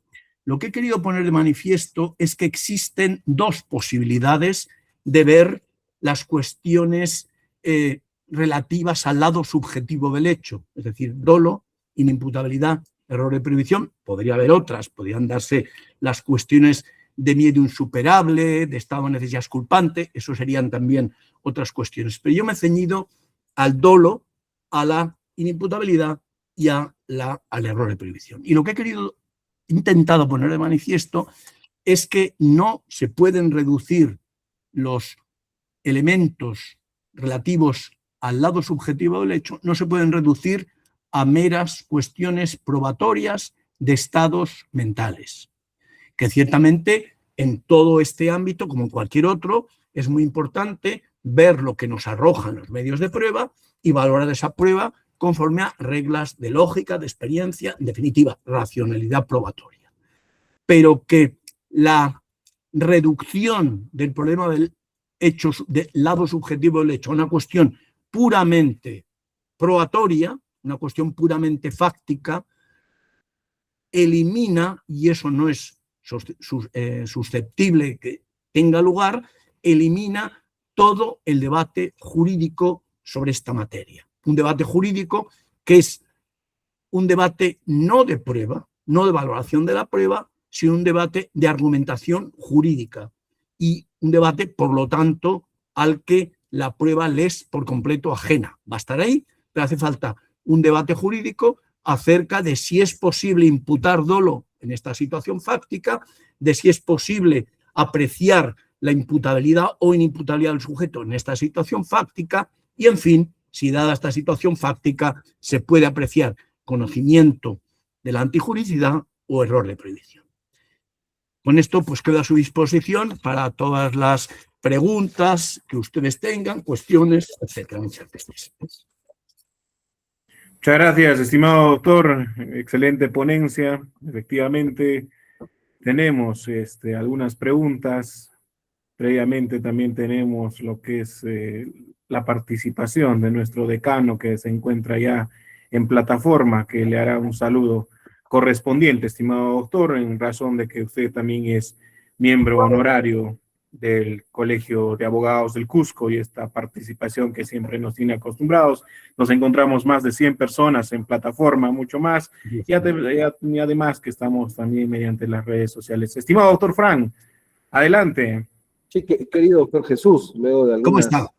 luego de algunos tiempos, me alegro mucho que se encuentre hoy en el aula académica del Colegio de Abogados, pero que además pueda compartir con nosotros estos interesantes temas, ¿no? Que son parte de la teoría general del derecho penal, y sin lo cual pues no se puede comprender toda la arquitectura en sí del derecho penal, son las cosas, el ABC, si cabe el término, ¿no? Entonces, sinceramente muy interesante, aleccionador, y yo estoy muy seguro que usted va a dar estos conocimientos a nuestros alumnos y ellos, todos los participantes, colegas, en fin, están tomando nota de todo aquello. Y reiterarle nuestra invitación para que ojalá pronto pueda venir al Perú y un poco nutrirnos presencialmente de todo lo que usted sabe, ¿no? Además, yo veo en su biografía que usted es leonés, ¿verdad? De Ávila. Sí. La hermosa ciudad, ¿no? Muchas gracias. Y justo hoy yo recordaba con mis alumnos, yo enseño la materia de Derecho Constitucional, y una de las cosas que estudiamos mucho es el Fuero de León, ¿no? Entonces, sí. Pues digo, Dios, la primera constitución del mundo, ¿no? Sí, presente, y por supuesto a través de su persona. Pero además veo que usted ha hecho toda su vida en Cataluña, ¿no? Entonces, sí. Eso también es súper interesante. Y entonces, no, nada, déjeme nada más decirle en catalán, moltes gracias, ¿no? Sí, yo soy castellano, leonés, pero bueno, no, yo soy catalán. Muchas gracias a usted, muy amable. Un abrazo enorme a la distancia. Un abrazo. Esas fueron las palabras de nuestro decano. Y para finalizar, muchas gracias a todos los participantes que vienen reaccionando también a lo que es esta. Para finalizar estas 3 preguntas que tenemos de Giacomo, de Cristian y de Alfredo, que se encuentran en plataforma, por favor. Giacomo, adelante. ¿Qué tal? Buenos días, muchas gracias por el espacio y sobre todo agradecer al profesor doctor Jesús María Silva Sánchez por la profunda exposición. A partir de lo ya escuchado, sí, como quizás miembro de la Cátedra Moretti y de las discusiones y rigor crítico que se tiene usualmente sobre estos temas de temática y a la vez también, sobre todo, representación también de la Maestría en Ciencias Penales de la Universidad Nacional Mayor de San Marcos, que también de cierta manera fomentamos justamente este rigor de debate en cuanto a la dogmática. Doctor, tenía la pregunta justamente cuando usted se refiere a la intervención del derecho penal en el contexto de la inimputabilidad, y a partir de ello se me surge la siguiente pregunta, ¿no? ¿Cuáles serían los límites contra esta alteración de la realidad, maestro Silva Sánchez, ¿no? Y si es que realmente tenemos un método científico contrastable demarcado de lo axiológico para poder coberturar ello. Ante ello, reitero las gracias y sobre todo por el espacio en estos momentos. Muchas gracias, doctor. Espero su respuesta. Bien, doctor. Continuaremos con todas las preguntas. Al final, la respuesta del doctor. Por favor, Cristian Michel. Sí, apreciado doctor, ¿qué tal? Buenos días. Aprovechando sus conocimientos, estaba leyendo la discusión teórica abordada en su libro En busca del derecho penal, esbozos de una teoría realista en el delito de la pena. Estaba leyendo y evaluando la crisis de los modelos puramente retroactivos y defender una aproximación realista, donde evalúa los fines preventivos de la sanción. Entonces, ahí va mi pregunta. ¿Cómo puede la dogmática penal sostener aquel concepto de culpabilidad intersubjetiva que no quede totalmente disuelto a las exigencias preventivas generales del Estado moderno que actualmente se está dando y manteniendo a la vez un criterio garantista de la dignidad individual? Muchas gracias. Bien, muchas gracias. Alfredo y luego Benjamín, culminamos, por favor. Muchas gracias. Bueno, muchas gracias. En principio, felicitar al doctor Jesús María Silva Sánchez por la ponencia. En algún momento, conjuntamente con el doctor Giacomo, que se encuentra en línea, hablábamos sobre si es jurista o no es jurista la persona que investiga sobre el derecho y determinamos que usted va en esa línea, para lo cual le extendemos el agradecimiento. En este libro que tengo de usted, doctor, si usted lo logra ver, que es impresionante, quisiera hacerle una pregunta y en función de ello que pueda desarrollar en las distintas las aplicaciones del sistema, tanto en el causalismo, funcionalismo, finalismo y normativismo, si es que da el tiempo. ¿El derecho penal es una ciencia, doctor Jesús María Silva Sánchez, como aplicación? Muchas gracias. Muchas gracias, Alfredo. Y Benjamín, para finalizar también y ya dar respuesta magistral también al doctor Jesús María. Benjamín, adelante. ¿Qué tal? Muy buenos días con todos. Igual, muy buenos días, estimado doctor Jesús María Silva Sánchez. Bueno, mi pregunta era, usted ha abordado un tema que actualmente sigue en bastante discusión, que es el ámbito de la tipicidad subjetiva, y actualmente tenemos figuras, por ejemplo, ¿no?, desde la perspectiva del propio normativismo, con Jacobs como la ceguera ante los hechos, o desde esta categoría incorporada del derecho anglosajón, que vendría a ser la ignorancia deliberada, ¿no?, que incluso se ha estado aplicando bastante. Yo quería hacerle la pregunta respecto a estas nuevas categorías que están surgiendo, también sobre este planteamiento de que el dolo puede existir sin el conocimiento. ¿Cuál es su postura? Asimismo, si tal vez la postura de en este caso su discípulo, el doctor José Carlos Porciúncula, que lo planteó, tal vez zanjar el aspecto desde un tipo intersubjetivo, como él lo denomina.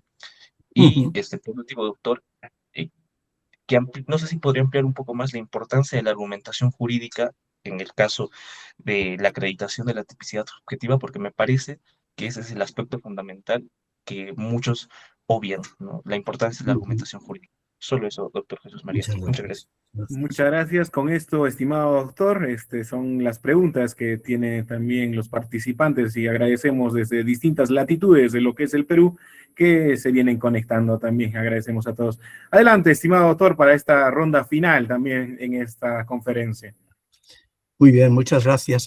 Bueno, yo creo que hay algo en común a las preguntas, quizá dejando aparte la cuestión de lo científico que nos hacía Alfredo. Yo creo que las preguntas de Giacomo, de Cristian, de Benjamín, subyace la siguiente pregunta general, que es una pregunta, por cierto, difícil, que es cómo articulamos en el lado subjetivo del hecho, es decir, todas estas cuestiones de lo que se llama imputación subjetiva, en sentido amplio, cómo articulamos lo general y lo particular, lo fáctico y lo normativo. Es decir, como si tuviéramos una cruz, ¿no? Y en la cruz hubiera un palo, uno de los dos palos, en el que pudiéramos pintar lo particular y lo general. El palo vertical, lo particular y lo general. Y en el plano horizontal pusiéramos lo individual y lo colectivo, ¿de acuerdo? Es decir, tenemos, por lo tanto, que decidir. La cuestión de la imputación subjetiva es fáctico-individual, esta sería la primera posición. Por lo tanto, para decir que la cuestión de la imputación subjetiva es fáctico-individual, pues tenemos que recurrir básicamente a la prueba neurocientífica, es decir, a los escáneres cerebrales. Si es fáctica e individual, yo creo que ahí, digamos, nos confinamos a un supuesto hipotético futuro en el que pudiéramos probar científicamente qué es lo que le pasa al sujeto por la cabeza. Entonces sería lo fáctico individual. En el otro extremo, lo normativo general, bueno, pues a decir, a ver, en estos casos, ¿qué es lo que le conviene a una determinada sociedad o a un determinado Estado? Eso es lo normativo general. Hacemos una valoración de las necesidades de política jurídico-penal en un determinado ámbito y en función de esa valoración normativo general decimos aquí dolo, aquí imputabilidad, aquí represión o no. Es decir, una cosa, como digo, estrictamente jurídico-política. Ya tenemos dos combinaciones. individual fáctico y general normativa. Pero cabe una tercera opción, que es normativo individual. No fáctico individual, sino normativo individual. Igual que cabría entre la otra posibilidad, que yo la voy a despreciar, que es la posibilidad de un fáctico general. Un fáctico general podría ser qué piensa la gente sobre estas cuestiones. No el sistema jurídico, sino la gente en la sociedad qué piensa, fáctico general. A mí, de todas estas cuatro posibilidades que derivan de los dos palos, insisto, fáctico, normativo, individual, general, a mí la que me parece más interesante, y claro, no es fácil, pero de alguna manera es lo que he tratado de exponer en este contexto, es la visión normativo-individual. El normativismo tiende a lo general. El normativismo tiene necesidades preventivos generales, estandarización. No podemos perder el tiempo en las circunstancias del sujeto concreto, ¿de acuerdo? El normativismo tiende a lo general. Por eso, a mí me convence la posición que yo entiendo que es intermedia, pero en fin, esto de las posiciones intermedias tampoco se sabe. Normativo individual. ¿Eso qué quiere decir? Que no podemos prescindir de las circunstancias individuales del sujeto. Punto número 1, y es relevante. 2, que esas circunstancias personales del sujeto no admiten una única valoración. Lo que decíamos en la primera pregunta, ¿dónde está la cuestión axiológica, valorativa o normativa aquí? Bueno, hay que admitir que unas circunstancias concretas, la que tiene el individuo en cuestión, pueden merecer valoraciones distintas.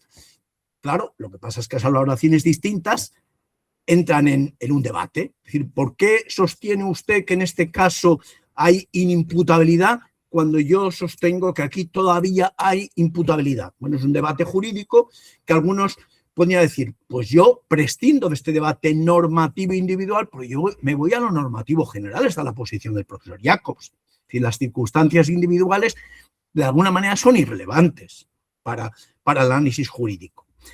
Como digo, yo creo que es importante no perder de vista al individuo. Yo creo que lo realista es, por un lado, no perder de vista al individuo que está ahí, que es una persona y cuyas circunstancias pues no podemos obviar.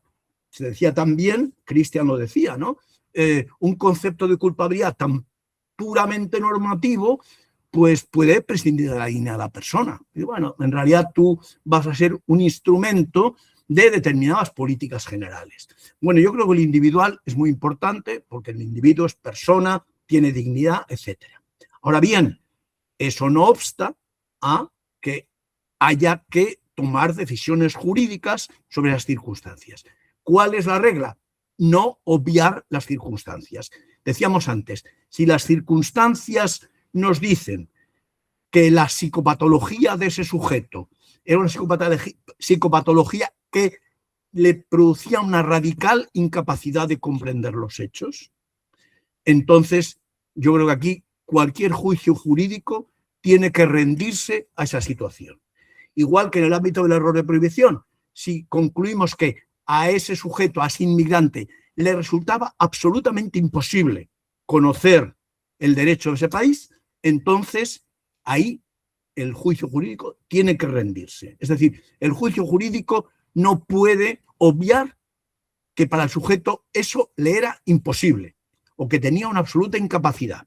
Ahora bien, decíamos antes, pero el juicio acerca del individuo es posible que se quede en que le era muy difícil.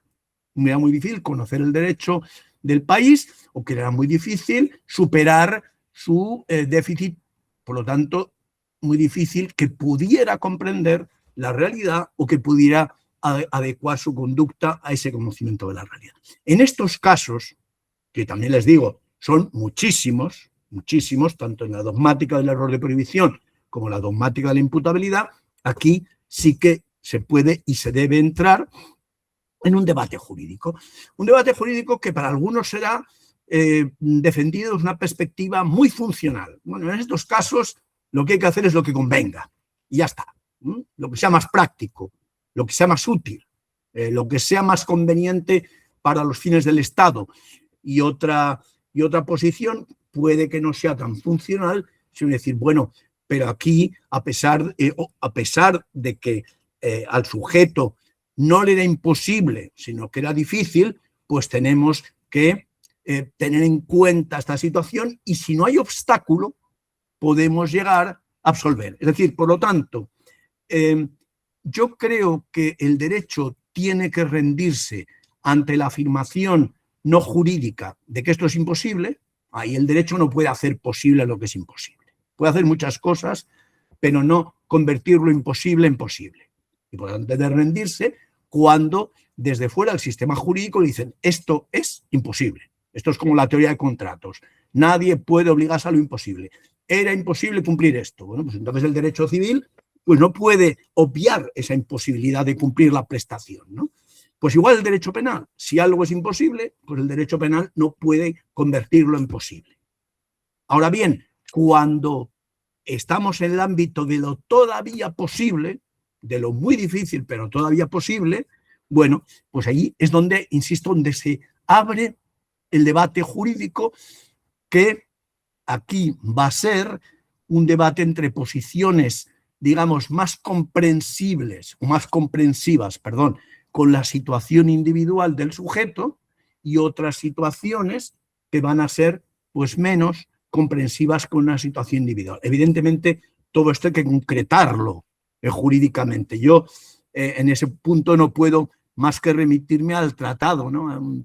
Ese tratado que se publicó el año pasado y bueno, donde se tratan en 3 capítulos distintos los problemas del dolo, los de la inimputabilidad y los del error y prohibición, uno de cuyos ejes es todo esto de lo que estamos hablando y yo trato de especificar en los casos de dificultad qué dificultad sea esa y cómo se puede construir ya sobre datos ciertos y no en abstracto la responsabilidad o irresponsabilidad. Pero bueno, digamos que desde un punto de vista aproximativo es ese, sobre lo imposible el derecho no puede pronunciarse, sobre lo posible sí, sobre la dificultad o dificultad, ahí el criterio rector va a ser la exigibilidad y ahora sí, en determinadas circunstancias, vamos a ver si es más razonable exigir o no exigir, decir que el error es invencible o ya es vencible, decir que el sujeto es inimputable o, por el contrario, ya es imputable disminuidamente, pero es imputable.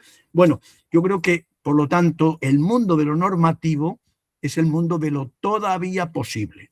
En el mundo de lo imposible no tiene sentido imponer deberes. En el mundo de lo todavía posible sí tiene sentido imponer deberes. Y ahí es donde viene la discusión sobre si el deber es de cumplimiento exigible, si no, en fin, todo esto que, insisto, en cada una de estas instituciones tiene que ver con cuestiones muy de detalle que, bueno, yo he tratado de exponer en los capítulos correspondientes a estas materias. Bueno, yo creo que esto, de alguna manera, recoge la mayoría de las preguntas. Hay, sin embargo, un par de preguntas que, de alguna manera, me permiten, bueno, una, sobre todo, me permite especificar y la otra la contestaré al final. En lo que se refiere a la, digamos, relación entre lo individual y lo general, o lo fáctico y lo normativo también se podría decir, pero sobre todo entre lo individual y lo general aparece la cuestión de la ceguera. La ceguera que puede ser ante los hechos, esto sería una cuestión más bien del dolo, o con respecto al derecho. La ceguera con respecto al derecho, que es la institución más antigua, ¿no? La ceguera ante el derecho se estudia ya desde el siglo XIII, desde el siglo XII, siglo XIII, ya está estudiada y documentada en la obra de Santo Tomás de Aquino, por ejemplo, en fin. Bueno, claro, la ceguera, uno diría, si hay ceguera, entonces que es imposible. El sujeto no podía conocer, porque estaba ciego, no podía conocer los hechos ni podía conocer el derecho. Bueno, pues aquí se habría acabado el problema. No se le puede hacer responsable. Al sujeto que padece una ceguera no se le puede hacer responsable. Claro, lo que pasa es que enseguida se añade un elemento. Bueno, pero es una ceguera que fue provocada por el mismo sujeto, por acción o por omisión. Bueno, claro, es que esto cambia. Evidentemente, una ceguera provocada es como una situación patológica provocada en el ámbito de la inimputabilidad. Es lo que llamamos la actio libera in causa. En los casos de actio libera in causa, ¿qué pasa? Pues que el sujeto provoca un trastorno mental transitorio, lo provoca mediante la ingesta de alcohol o de drogas, etcétera, y en el momento de cometer el delito se encuentra en un trastorno mental. ¿Pero qué pasa? Que lo había provocado. En el caso de la ceguera, el sujeto en el momento de cometer el delito está ciego ante los hechos del derecho, es decir, no los conoce, pero es que lo había provocado. Entonces, fíjense que el tema de la provocación, pues en principio está muy claro. Quien provoca una situación no puede después aprovecharse de esa provocación. Hasta aquí, muy bien. Eso quiere decir, por ejemplo, que en la dogmática del error de prohibición, pues la cuestión de la ignorancia deliberada o de la ceguera voluntaria, que es ignorancia deliberada era la terminología clásica en Santo Tomás y, bueno, y en Aristóteles en realidad ya, y la ceguera voluntaria es más bien la expresión inglesa, la expresión norteamericana sobre esta cuestión. En materia de error de prohibición no hay ningún problema para darle relevancia y decir, si el error fue provocado, entonces aquí es un error irrelevante y por lo tanto el sujeto tiene que responder. En la dogmática del error de prohibición, esto yo diría que en este momento ya no lo discute nadie. ¿Por qué en cambio es mucho más problemático en el caso del dolo? ¿Por qué la ceguera ante los hechos, calificar de dolo la ceguera ante los hechos es bastante más problemática? Bueno, eso tiene que ver con, sobre todo, con la vinculación del dolo, no tanto como una cuestión de exigibilidad, que también se puede decir, bueno, pues el dolo, hay dolo cuando al sujeto le era exigible el conocimiento, en cuyo caso la ceguera voluntaria, la ceguera ante los hechos, bueno, pues daría lugar a calificar algo como doloso. Como digo, ¿cuál es el problema? En primer lugar, en los códigos penales en los que se define el dolo, esto ya no es posible. Porque nos vamos a encontrar que en los códigos penales, en algunos de ellos, insisto, en los que definen el dolo como conocimiento. Si definen el dolo como conocimiento, si el concepto legal de dolo es conocimiento, a partir de ahí la ceguera no puede ser dolo. Primer caso. Segundo caso, los códigos penales que no definen el dolo, no lo definen de ninguna manera, es el caso español y creo que también es el peruano, pero cuya sistemática interna da a entender que dolo requiere conocimiento. ¿Por qué? Porque el Código Penal sistemáticamente dice dolo o error de tipo, ¿de acuerdo? Dolo, error de tipo. En este contexto, si lo que se opone al dolo es el error, pues algunos autores van a decir en estos casos como si el código hubiera definido el dolo. Si la antítesis del dolo es el error, entonces dolo es conocimiento. En todos estos casos, como digo, el primero clarísimo, el segundo no tan claro, pero en fin, los autores que rechazan la relevancia de la ceguera voluntaria lo hacen por razones legales. Es decir, dicen, en el código, en nuestro código no cabe. En los demás casos, es decir, si más allá del primero, en los casos en los que no hay una definición legal de dolo, ¿se puede sancionar la ceguera voluntaria? Yo creo que sí, que se puede sancionar la ceguera voluntaria. Lo que no está tan claro es que la ceguera voluntaria se pueda sancionar con la pena del delito doloso. Me explico.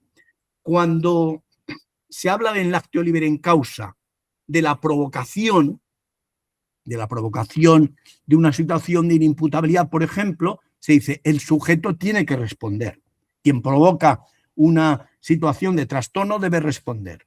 Esta primera pregunta está clarísima. La segunda, y no contestada en realidad, es, ¿tiene que responder con la pena que le correspondería si no hubiera habido trastorno? Es decir, quien provoca un trastorno debe responder con la misma pena que le correspondería si no hubiera trastorno. Implícitamente porque dice sí, o por lo menos algunos dicen sí, pero esto no está tan claro. Podría ser una pena atenuada. Se podría decir que no es lo mismo no tener trastorno que tenerlo de verdad, aunque haya sido provocado, que son dos situaciones algo distintas. Llevando esto al ámbito de la ceguera, uno diría, bueno, es que una ceguera ante los hechos pues puede haber sido ciertamente provocada, una ignorancia deliberada, pero esta deliberación, a su vez, o esta provocación, claramente fue dolosa. La ceguera que yo tengo fue dolosa, la provoqué dolosamente, o la provoqué en un estado de la cuestión que tampoco es tan fácil de calificar como doloso. Entonces, como ven, una cosa es decir, la ceguera ante los hechos debe ser punible, y otra cosa es decir, con qué pena puede o tiene que ser sancionada la ceguera ante los hechos. Yo creo que el debate se ha, digamos, polarizado demasiado en el sentido de que dice ceguera voluntaria, irrelevante, por lo tanto dolo, o relevante. Yo creo que hay que decir, muy bien, es relevante. Que alguien haya provocado una situación de ceguera ante los hechos, claro que es relevante. Pero la pena, ¿no podría ser una pena atenuada? ¿No podría no parecerse más a una imprudencia muy grave, etcétera? ¿En qué circunstancias? ¿Cómo se provocó esa ceguera? Quiero decir con esto, por lo tanto, que yo creo que la ceguera voluntaria o la provocación de la ceguera tiene que ser algo relevante. Ahora, no estoy tan seguro de que deba calificarse como dolo. Y bueno, usted decía, bueno, es que claro, en todo esto de lo subjetivo, podría decir, no, es que lo subjetivo es absolutamente irrelevante, de nuevo, como hablábamos en el error de prohibición, porque lo relevante es si el sujeto tenía deber de conocer.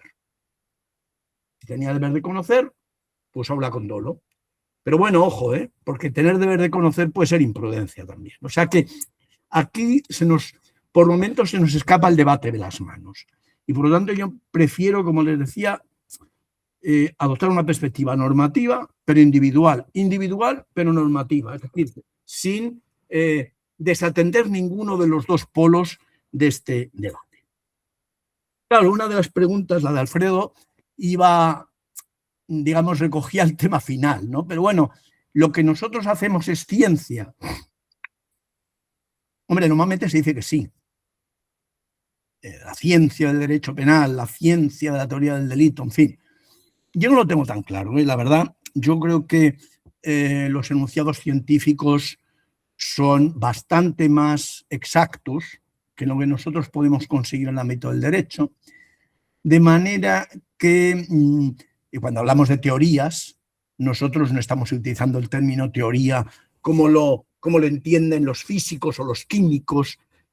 Es decir, yo creo que todos los términos, tanto ciencia como teoría, etcétera, yo creo que en derecho hay que bajarles un poco, digamos, la euforia. Yo creo que lo que hacemos es una disciplina, alcanzamos un conocimiento, ciertamente, pero es un conocimiento que tiene mucho de prudencial, también no es pura matemática, no es pura lógica, no es pura física, y por lo tanto yo creo que hay que aproximarse a él con mucha modestia.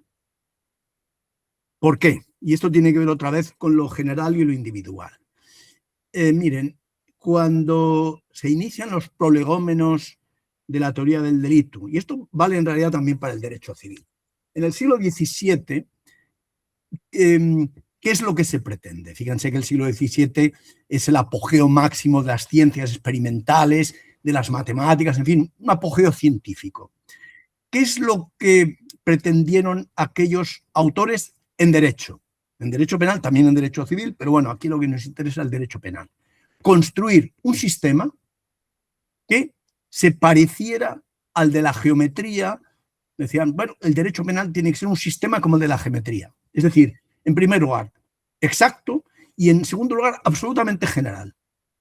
Es decir, lo que pretendieron estos autores fue sustituir la justicia del caso, que era lo que estaba normalmente en el candelero hasta ese momento era Aristóteles, la justicia del caso. Y estos autores del 17, luego el 18, en fin, lo que hacen es decir, no, aquí lo importante es la seguridad jurídica. No tanto la justicia como la seguridad jurídica. Y para eso hay que hacer un sistema lo más preciso posible que dé seguridad, que dé certeza. Bueno, la dogmática viene de ahí. La dogmática se inicia hacia finales del siglo XVIII y principios del XIX, pero ella bebe de ahí, bebe de las construcciones jurídicas del siglo XVII y principios del XVIII. Es decir, claro, lo que la dogmática pretendió es hacer una ciencia.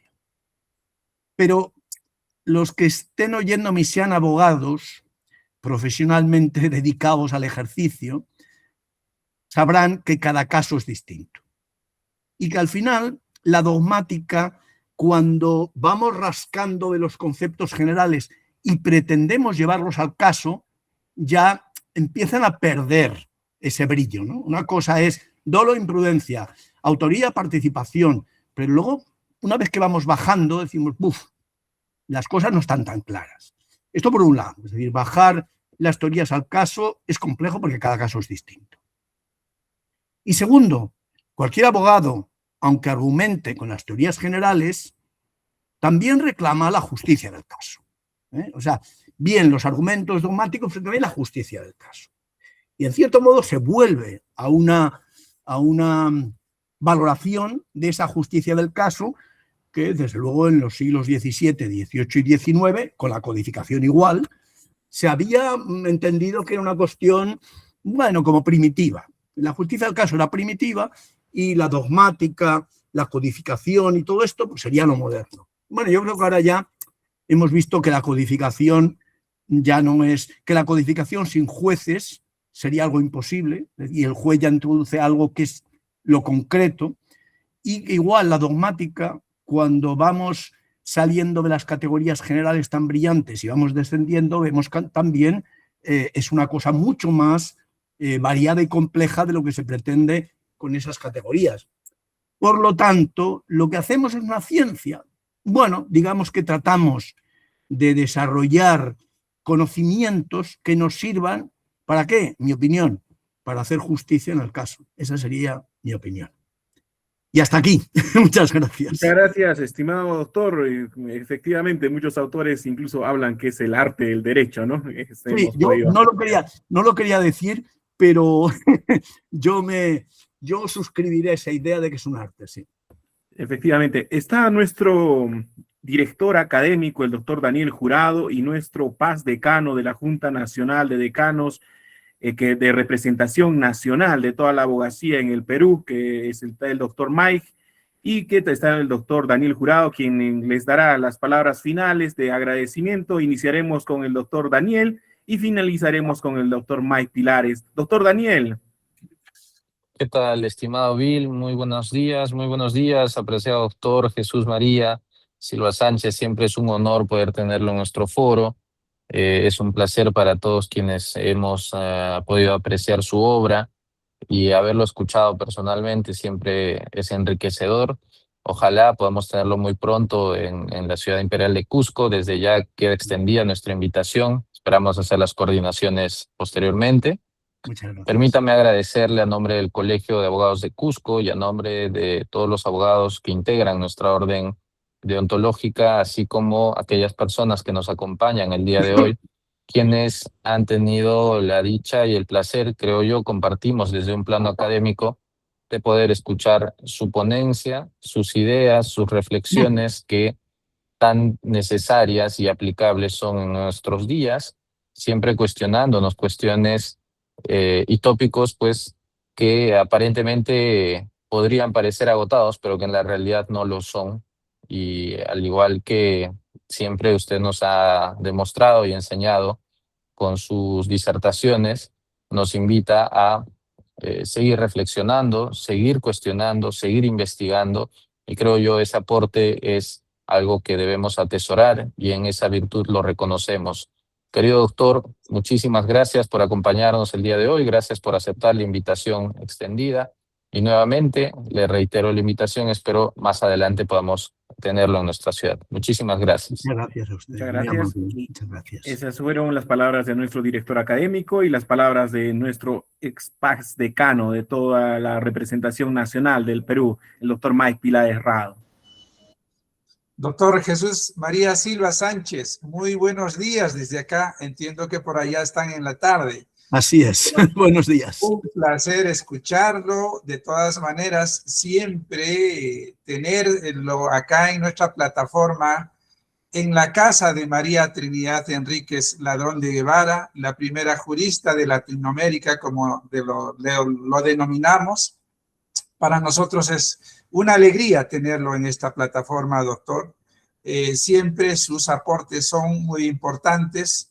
Usted está dando, como dije a algunos de mis estudiantes acá en la oficina, el doctor Jesús María Silva Sánchez está dando la hora. Por favor, escúchenlo. Es que necesitamos ir actualizando en el derecho penal. El derecho penal que tanto brega en nuestro sistema procesal acá en el país y en todo el mundo, pues para nosotros es importante tener lo último y sobre todo de usted, doctor. Qué gusto, qué honor escucharlo y tenerlo en esta plataforma. Tenga usted siempre en el Colegio de Abogados del Cusco su casa. Muy amable. Ojalá Dios mediante sea posible más adelante tenerlo presente. Tenga usted la amistad desde ya de los colegas del Cusco acá para poderlo esperar y seguramente poder confraternizar. Una vez más, doctor, a nombre de nuestro decano, de seguro ya lo he expresado, sin embargo, a nombre de todos los colegas del país, del Cusco, para nosotros desearle pues lo mejor y siempre bienvenido a esta casa. Doctor, acá en el Cusco vamos en el Perú, celebramos este domingo el Día del Padre. Entiendo que por allá también, y desde ahí, doctor, desearle un feliz día también, esperando que lo pase en compañía de la familia. Un fuerte abrazo. Muchas gracias. Un abrazo fuerte para ustedes. Fuerte abrazo, estimado doctor. De repente su recomendación final para culminar esta sesión magistral de esta diplomatura superior. No, y mi recomendación es seguir estudiando, seguir aprendiendo. Y bueno, yo he ofrecido a la comunidad pues ese tratado que creo que puede servir para ese constante aprendizaje al que todos estamos abocados. O sea, muchas gracias. Muchas gracias. Con esto hemos culminado la participación del doctor Jesús María Silva Sánchez, miembro honorario del Ilustre Colegio de Abogados del Cusco. Un fuerte abrazo con todos y muchas gracias por estar el día de hoy. Muchas felicidades para el doctor, que es parte del colegio. Gracias. Muy buenos días.